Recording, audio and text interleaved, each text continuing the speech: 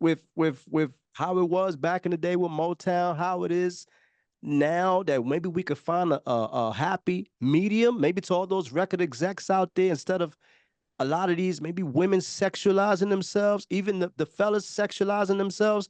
Do you think we can find a happy medium between love and sex in the music industry? No. Simple answer is no, because the powers that be don't want it to be that. You understand? Because that doesn't make them money. You understand? They don't want it to be that. If they did, they would have done it by now. We are going from generation to generation, and the music has gotten progressively worse and more raunchier, and it's pushing away the old. It's pushing away love music, love songs. It's pushing away 3-minute, records, 4-minute records. You had Parliament Funkadelic with a 6-minute version of One Nation Under the Groove, knee deep. You understand? Parliament. You see what I'm saying? Where people could relax and vibe to something. Today, you ain't doing that, man. It's about money. Everything is commercialized and money and sex. If you ain't on that vibe, you ain't gonna be in the music industry, man. I've talked to CEOs, man. The prison doc has talked to CEOs, man, who have literally told me that, man, we don't really want that like that. We ain't pushing that no more. You see what I'm saying? There are artists today in New York that would tell you that the industry back in the 80s, that the executives was telling them cats, look, man, if you ain't singing about, BITCH this and HOTUS and, and thugging and banging, we ain't gonna play your stuff. You had great artists who was coming in the 80s who was saying, man, look, I got this song, man, it's a hit. And it was beautiful music, but it was talking about empowerment. You know what I mean? Like EMPD, I think I said it right. Them cats are Public Enemy. EPMD, Nikki D and all, they were spitting some knowledge back then. Kumo D, they were spitting knowledge. They got pushed to the side, man, because they said we don't want to hear that stuff. It's too educational. You know what I mean? It's opening up the eyes of too many people. It's gonna awaken too many people when you start talking about, certain things. So we don't want you talking about that. We want you talking about this. Those things that are death and destruction. Let me say this, because back in the day, I believe they made money back then too. Why can't they just push the love? And I'm sure there's some artists who will still do the gang bang and all that stuff. I don't think we'll be able to stop that. But why don't they just get behind the love? Because people still want love out here. Why do you think they just can't still push the love and still have the same results from back in the day? Yeah, because they're going to give you what you need. They're going to give you what sells. That's the industry, man. The industry is it's not a, Prince told you, Michael Jackson told you, Whitney told you, Kelly Price told you. They all are telling you that the music industry is just not what, people think it is. To be. It's a Shark Tank full of sharks who are only about the money. They don't give a damn about the destruction of the lyrics that they're putting out. They don't care about that, man. So we got to be real with this. If they wanted it to be that way, they would have put a lot of those artists who are still trying to get in the industry with love songs and trying to keep that certain vibe, man, they're getting rid of them, man. They either locking them up, killing them, or they're censoring them. You know what I mean? They make it so hard where you can't even get in the industry no more unless you play their game. And their game is going to put people like Dirty Red on the market. I don't call her Sexy Red. I call her Dirty Red. You understand? Because ain't nothing sexy about her.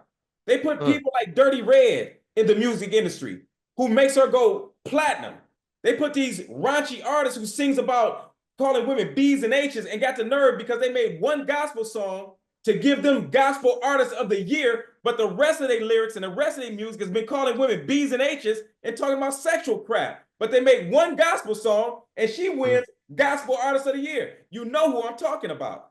That's the industry. Right. You understand? So we can't see, I'm not going to sugarcoat this crap. It's by design.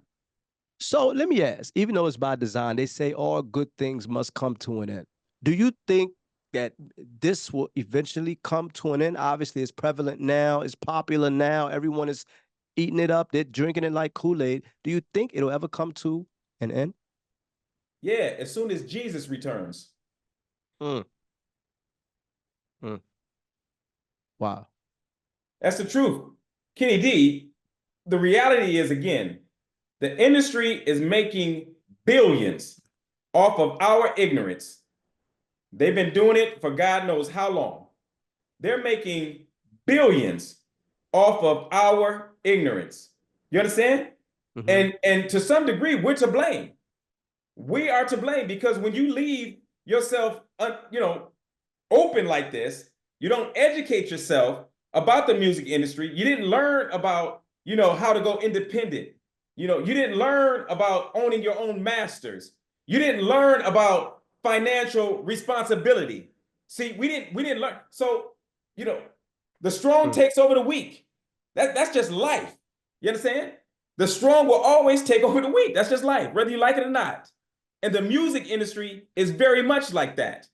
So because Mm. Black artists particularly have done very poorly financially in the music industry for years, you understand? Mm. Particularly back in the 70s and 80s, have done horribly. So now you give these cats $1 million contract, they really think they done made it. But that's hard for Mm. a person to turn down $1 million contract when they're used to, eating, ramen noodle soups. When they out the hood and their mama is struggling to pay the damn rent. You understand? They living in a house full of roaches. It's hard for a young Black rap artist to say no to $1 million. I understand it. See, that's the taking advantage of that they have done. So to answer your question, there actually is maybe a backdoor way to get out of it. We have to Mm. start educating our young artists, first of all, to understand what it is to know how to freaking read a contract. Because Mm. many of them are getting tricked because they don't know how to read a contract and not smart enough to get an adequate lawyer to read it for them. They have to learn about financial responsibility. You get $1 million, but you're investing a $200,000 chain around your damn neck. You're buying a damn Mm. Bentley or a Bugatti worth $500,000, and then you buy a house worth damn near $600,000.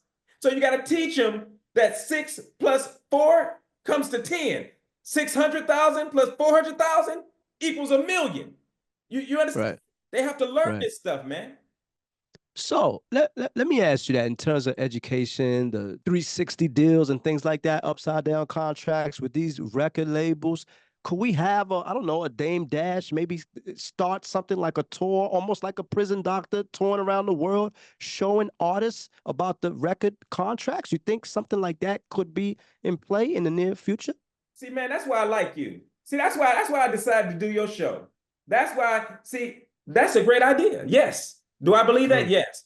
I like Damon Dash. Now, I have my thing about, the lyrics and the, women and that's just a prison doc because I love kids and I don't like kids seeing certain imagery and I'm a kid guy. I'm all about saving the kids, bro. But I actually like Damon Dash, man. And there's a few other mogul artists out there, man, who's some decent brothers, man. And a lot of them are reformed from that old Mm. stuff. A lot of them recognize, man, that they've been tricked too.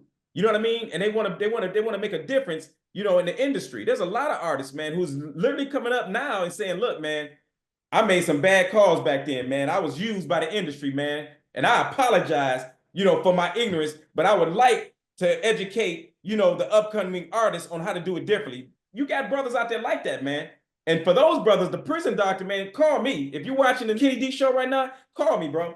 The prison doctor will Mm. support you, back you, whatever you need from me. I got your back because we need reform in the music industry because that's the number one thing or top thing that is destroying our children, man. It has their ear gate, and we're a Mm. musical people. So you can get us through the ear gate with that music, and that's what they're doing right now, man. So let me ask just a little, I guess, to play devil's advocate a little bit. Obviously, it's a great idea to have someone touring and talking to the artists about 360 deals where they can save their money, what they need to do once they get the contract, how to negotiate the contract. Do you think that the powers that be, do you think they would stop something like that if they knew that was out there?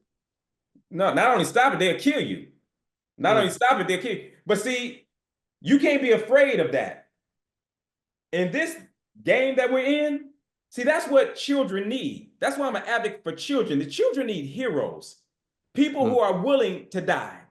Hell, you're going to die Mm. anyway. Why not die for a cause? You're Mm. going to die any damn way. Why not die for a cause? So Mm. I'm of the mindset that I'm going to speak truth to power. I don't give a damn what comes. I'm going to take the necessary precautions to protect myself and my family. And if somebody bring it, you better bring it good because I'm gonna give it back double fold. You better not miss when you come at me. You understand? And then I have a team of people around me, you understand, who got my back. Let's just put it that way. The prison doctor ain't out here on his own, believe me. And I have God on my side, and that's what I believe, Kenny D. So we need people, regardless of what the industry say, you got to be willing to die for this. See, that's the so when you're caught by fear like this, and they know they can stun you by fear, by making you out, you will lose your life if you open your mouth. So you better not say nothing.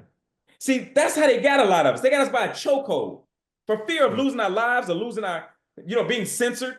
We saw that happen last year with the transsexuals. You can't say nothing against transsexuals or they'll censor you as an artist. You got a movie deal coming up. Say something against transsexuals, you might lose your movie deal.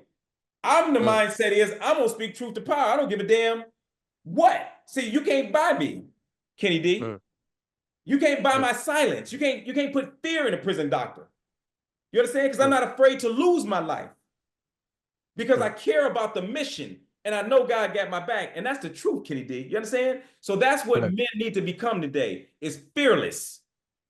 As long as we're a bunch of cowards, change ain't gonna ever come. As long as you're a little coward, you're scared of losing your life, you're scared of losing your girlfriend, you're scared of losing the bag, you're scared of losing the money deal or the show, you're a coward and you will never make change.